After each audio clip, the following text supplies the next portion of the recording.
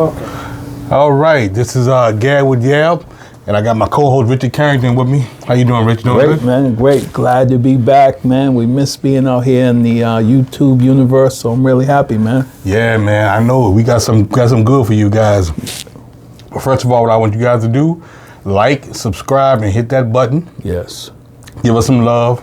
Yes, and also, please. if you want to leave me a little change, you can cash out King Larry 66. All right, let's get right into it. I don't know if you guys know, but it's a series on TV called Women of the Movement. And what that series is talking about or dealing with is the death of Emmitt Till. Now, a lot of you guys, if you guys keep up with history and black history like we do, right. Emmitt Till was a 14-year-old boy. He was from Chicago. Yes. Okay. And he went down to Mississippi. And this was in 1955. His mom gave him permission to go down there to visit his uncle and his cousins and stuff like that. Now, she didn't want him to go because she knew how the Deep South was. And definitely the Deep South is rough. Yeah. And this was in 1955. So she was reluctant to let him go. At the time, he was 14, but she said, you know what, I'm going to go ahead and let him go down there and just hope for the best and make sure he does what he's supposed to do. Now, if you guys don't know, and I didn't really know this, in 1955, if a person was coming from the north to the south or any part of the south, they had a certain way they had to act down there, man. Oh, yeah. You know that? Yeah. And she was telling him, hey, when you get down there, don't look any white person in the eye. Yep. Put your head down, don't touch nobody, don't talk to nobody. Right. If something happens, you submit to them, even if you have to get on the ground or get on the sidewalk and get on your knees. Yes. I was like, wow. Yeah. Because, of course, me and you are not that old, but that's crazy. It is crazy. That's crazy, man. You know, in the South, it was totally different. Yeah, it was. Man. Totally different, you know. So during that time, he took a train down there and everything like that, and he was real eager to go down there because he wanted to go down there and check out what they were doing, and because they said they would go fishing and swimming and stuff like that, and fishing holes and stuff like that. So it was all country down there. His uncle. Yes. And his uncle had cousins. You know, where uncles had sons that was his cousins. Yeah. Mm-hmm. So he took a train down. He went down there and he got off the train. So they met him down there and everything. So he might have been down there for maybe a couple weeks or whatever. But the first week he went down and he helped his family out. He was his uncle had a cotton field. Mm-hmm. So that's where he made his money. I'm quite sure his uncle probably was a sharecropper. Yeah. So they worked in the field. And Emmitt Till, he wasn't really a good worker because he was from the north. Yeah. So he kind of like BS'd around and stuff like that and had a good time. But his cousins taught him what to do, taught him how to pick cotton and things like that. Okay, so now, here's come a week, maybe 2 or 3 days into the time he's down there, they go to a store in town. Right. And the town was called Money, Mississippi. Money, Mississippi. Have you ever heard anything like that? Money, Mississippi? Money, Mississippi. Yep. You know, so, and they told him to, you know, make sure he do the right thing and respect white folks down there. Yeah. Now, mind you guys, his uncle told them not to go there particularly. He told them to stay from downtown. He told them that. Yeah. But these kids, 14, 15, 13 years old, they didn't care. So they took the car and they kind of snuck down there. So basically it was like a hangout for, you know, black folks and stuff like that. They go down there and get some candy or get a soda and, you know, play cards and play checkers right outside this little convenience store. Yeah. That was owned by a white couple. So he get down there, so he see the guys and they're having a good time, he laughing and joking. So he asked where the women, he wants some girls. Right. Because you got to think, back in Chicago, it's probably a little different. He probably went to school with blacks and whites and stuff like that. Right. But down south, it's totally different. So they told him, hey, it's a girl inside the store. Go on in and try to talk to her. Right. And they were joking, but that's not a good joke. No. That wasn't a good joke, man, you know. And but his cousin said, hey, when you go in there, don't look at the lady, just keep your eyes down and get what you're gonna get and come out of there. Right. Okay. So his cousin went in there, got some stuff. He bought some, candy and stuff like that, and he didn't look at the lady. He came on back out. That was fine. But Emmitt Till, I'm not going to say he deliberately did it. And he just might have been this happy-go-lucky guy, little kid and everything like that. He went in there and he smiled at the lady.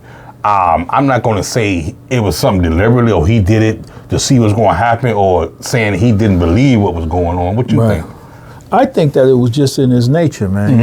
You know, some guys like outgoing, like you got an outgoing personality. You speak to everybody. You know, you're always smiling and stuff like that. So I could see him, just growing up and being around people and being nice and being liked because he was very liked.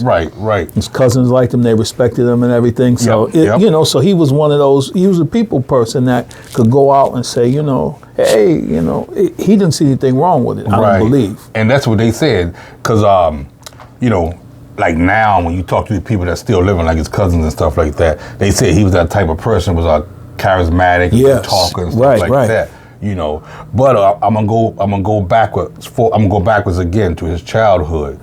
The way he was born breached. Okay. So his mother had always said he was born. He had a purpose. He was born with a purpose. Yes. And they said something about he would never walk or something like that. He would never walk straight or upright. But he had a speech impediment. Okay. So he would kind of stutter when he get frustrated or angry or something like that. Okay. So his mother trained him if that was to happen. If he got if he got angry or got frustrated or something, he started stuttering.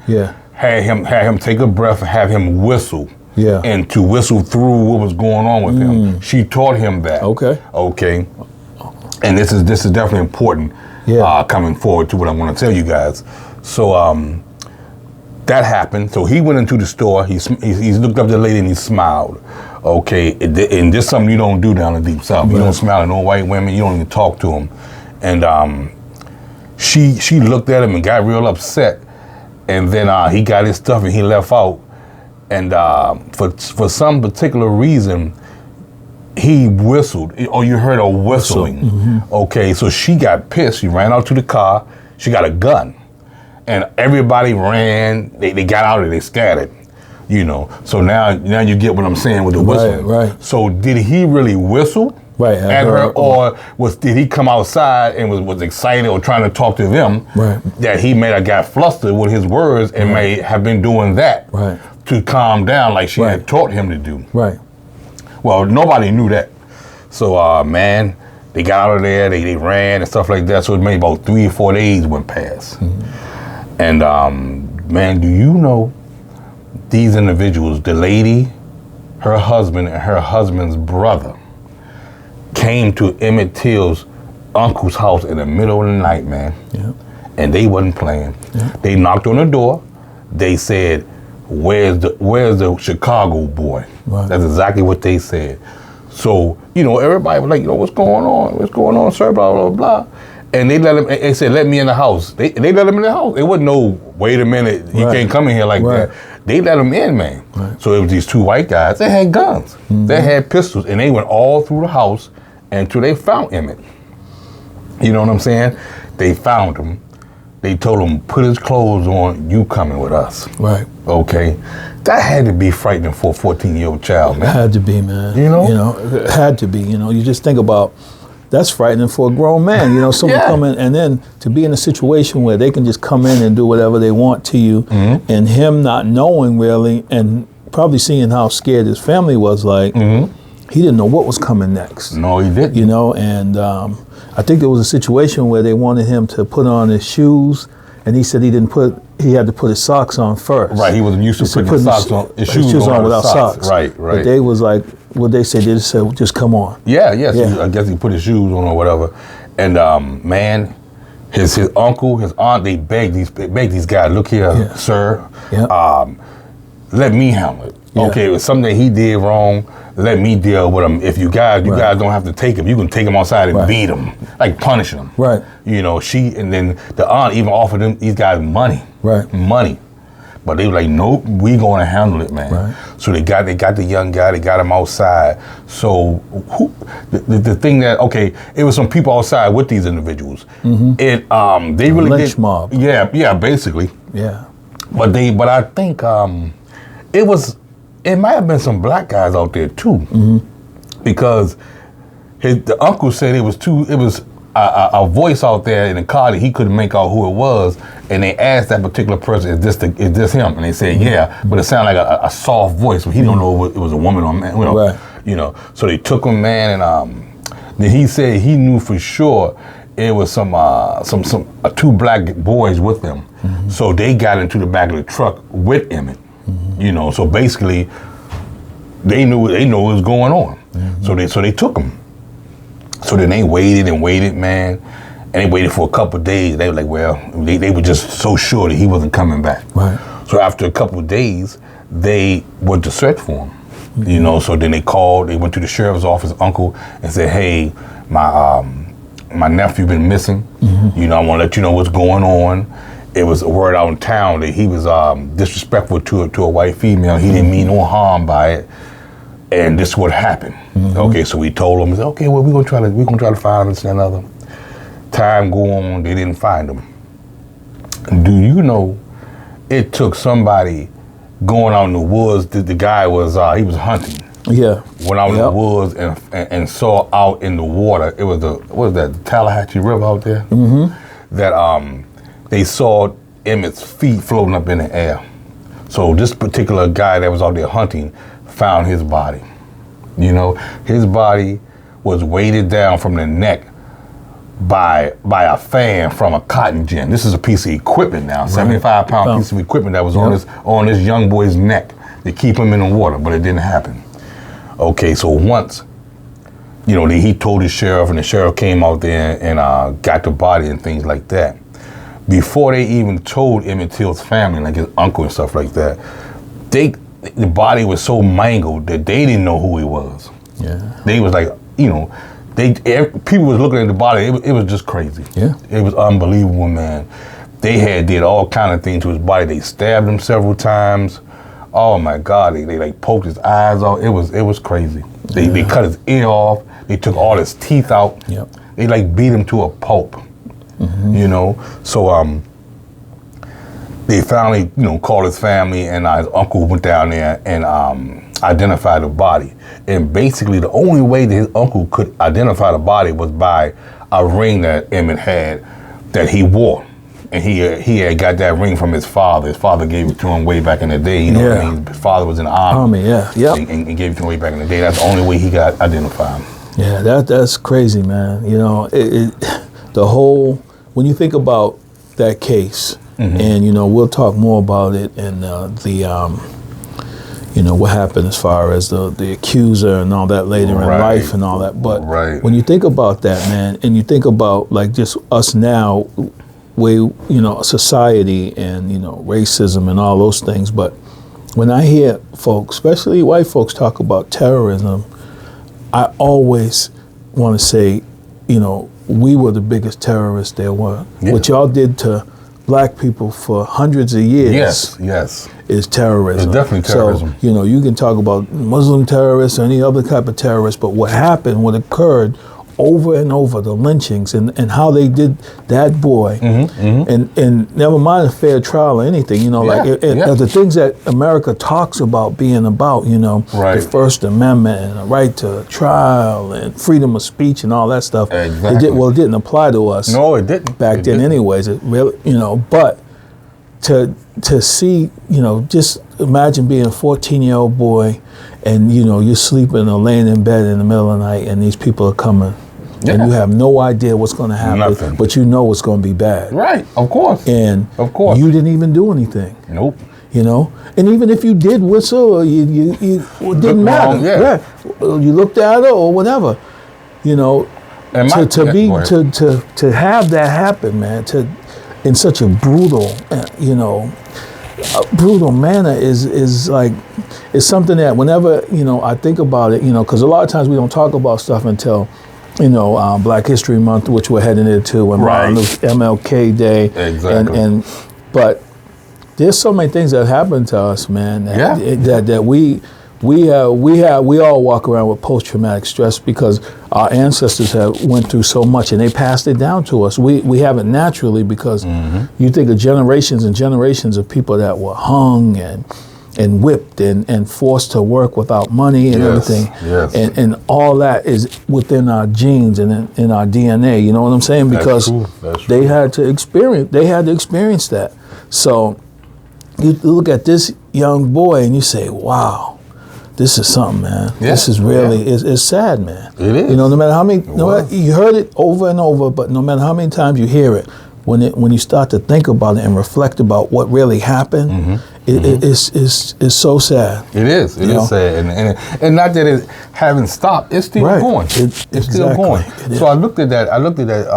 That series, and I had already knew about that until before, that documentary came out or that series came out, and it to me, how should I have gotten to that point? Was it so different from the North and the South that, okay, you can be pretty much safe up north or anywhere up north that you want to go, but down south, you got to watch yourself. You got to watch your man. I'm like, that's crazy. Right, you got to bow down. Yeah, you got to. What, no matter what, don't make eye contact. What is that all about? What is that all about, man?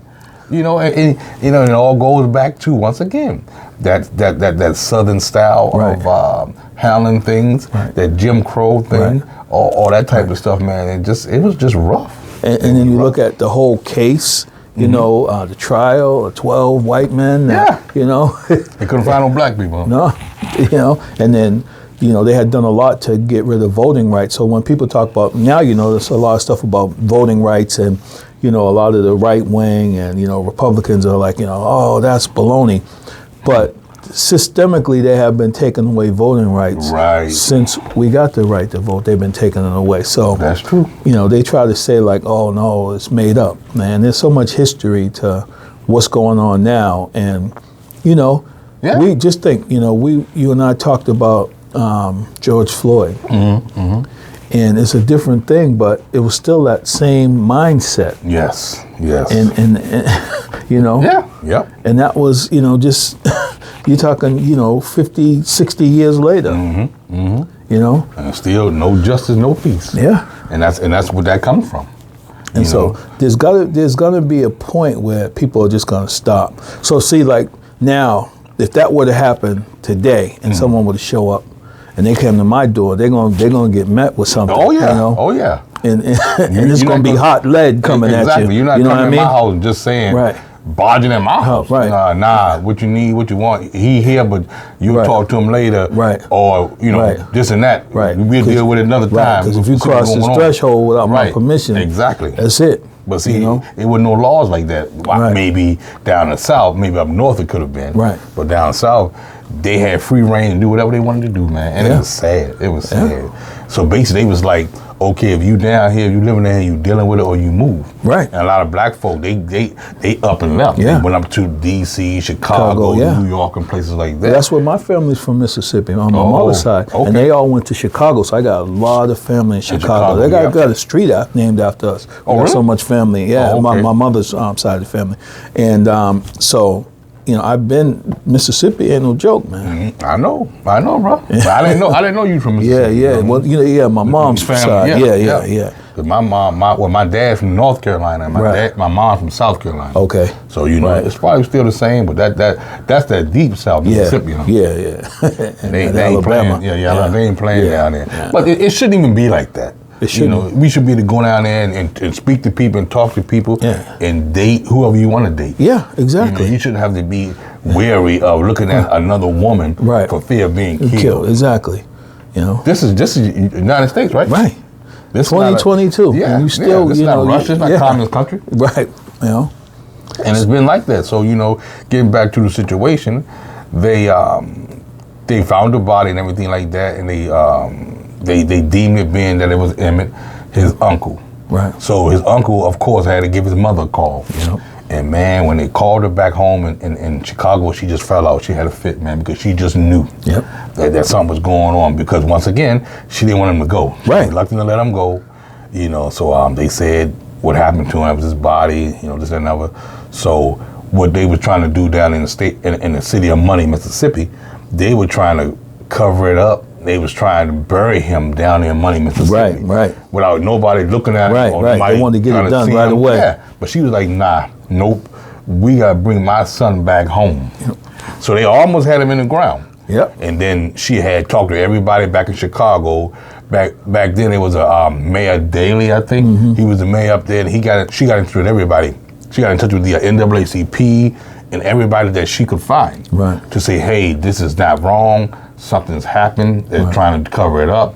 I want my son to come back home. I want to see my son. That's right. And rightfully so. So what happened, they pulled some string, the NAACP and the mayor of Chicago, they got it stopped, and they had a chance to bring him back home. But the medical examiner down in Mississippi was like, man, it's so bad that you guys really want to see this? Right. So basically what it was, they put his body in like a box and sealed it. Mm-hmm. And they shipped it back to Chicago, and they under the assumption that nobody will open it up. They wanted to keep it sealed, just keep it like that because it was just too terribly mangled. Right. But his mother, like, no, I want to see my son. Man, so the body got there. They took the body off the train. They took it straight to the funeral home. Yeah. Even the funeral director was like, do you really want to see him at this state? Let me fix him up. Let me make him look presentable. She was like, no, I want to see my son. And do you know, man, she had the Jet magazine there and everything. And the pictures that you see now, you guys never seen the Emmitt Till's picture in his casket or whatever, or in that state that he was in. You guys can Google it.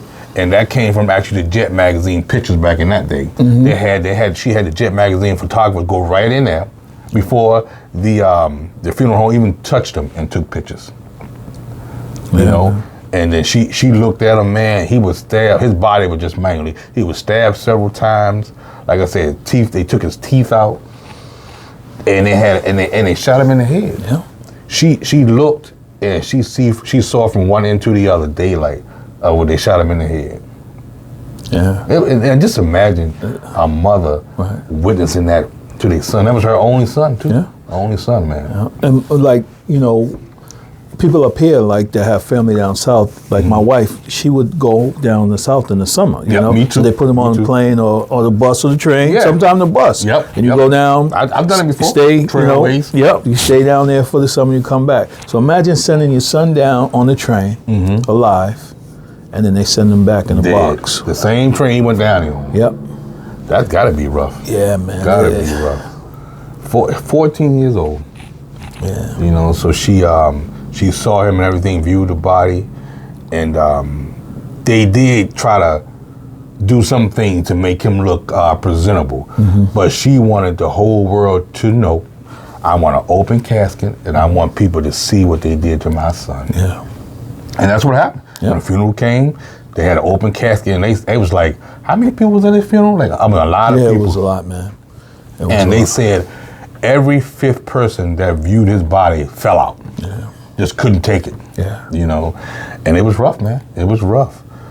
But that was definitely a statement that she wanted to make. Yeah, and that's a powerful statement, you know, because, you know, to see his child like that, you know, it make me want to kill everybody that was involved, you know? Yeah, man, it would piss you off, and it was sickening. Yeah. Sickening, man, and it's just crazy, you know. That was definitely, it was shocking to me, although I've seen it. I know. But just to see it again and relive it, does start thinking something to about, you. it was really, you don't even do a dog like that, man. No. Just because supposedly he whistled at a woman. Right. So she didn't have no witnesses. It was her saying this to her her husband. Right. So it took them a while to figure out what they were going to do. Yeah. But it wasn't really her husband. It was the brother-in-law. It was like, we need to do something to teach these guys a lesson. Yeah. Blah blah blah blah. And, you know, and like I said, he didn't even touch her. Didn't even touch her. You know, and to this day, I don't know if you know, but the lady is still living. But she finally admitted that it was a lie, that he didn't do nothing to her. Did you hear about that? Yep. You know, crazy. Imagine that. Yeah. It's crazy, man. You know, but what can you do to her? Right. And all the other guys, they died. All the guys, you know, her husband and people like that. And they really didn't actually found out who did it. Right. Because they went to trial and everything like that too. And the trial was like, it was like a circus, man. Yeah. A circus. They said there was people from England, from everywhere, France, everywhere to see this because it was so crazy. Yeah, it was brutal. That made international news, man, and oh my goodness! But it goes to show you, how we came a long way, but we still struggling, still struggling, man, and just to have that happen to individuals, Emmitt Till, whether it be the other guy, you know what I'm saying, you know what I'm trying to say, who, George Floyd, yes. And a couple other people, man. Yeah, I mean, Ahmaud Arbery. There's people that have been just getting killed still. Yeah, but now we got cameras. Yep. And nobody ain't getting away with that. Right. Nobody ain't getting away with it. And that's what's helping us out. Right. But it shouldn't even be happening. It shouldn't be, man. Why we need to get a camera to make sure that police are doing right. Right. And that's another thing. Back to the police. Yeah. Are they for us or against us? Why is it that maybe they treat black folk the way they do? Right. What is it about comes us? from that system, that belief, that mindset. Mm-hmm. Yeah, that mindset, and it shouldn't even be like that. Yeah. And it's crazy, to think of us like that, and almost like animals. Yeah, they have to be controlled and all this, and not as humans with, feelings and emotions. Yeah. And then. It's crazy. It really is, man. And I'm really glad that we talked about Emmitt Till because, especially for younger guys to see and younger people to understand where the country was and how they can make a difference and they can be change agents now. They can be ones to say, okay, I'm going to think about my ways and and young women too say, I'm not going to accuse someone of something that they didn't do, because look what happened to this guy, or and that could cause you bodily harm or anything. The least thing in jail, the max, they can kill you. Over what you said or what you accuse somebody of. And the police will kill you. They don't have a problem with it. Nope, don't look like it do it. Nope. So, and it's sad. And then the people down there just was that at that particular time it was just rough. Yeah, it was rough, and you had to really stay in your place. Yeah. It may not have been, and they were doing a lot of lynching and stuff like that too. Oh yeah. And that was like that was a lynching basically. It was, yeah. And a lot of the lynching down south was put on display. Yeah, and they would leave it. They would just leave people up there hanging dead. And like it was like a circus. And they're gonna call people terrorists now. Yeah. You know what I mean? What about that? Right. So that wasn't terrorist, but what you doing, what we doing is terrorist. All we doing is protesting. Right. They called a Black Panther Party. Right. They were against the government, terrorists. Right. They didn't hang nobody. Right. They wasn't shooting nobody. Right. They was helping feeding the community. Yeah. Things like that. I mean, they shoot back though. They would shoot back. Of course. But you're supposed to. They had the right to do that. That's right. Yeah. A lot of people don't understand.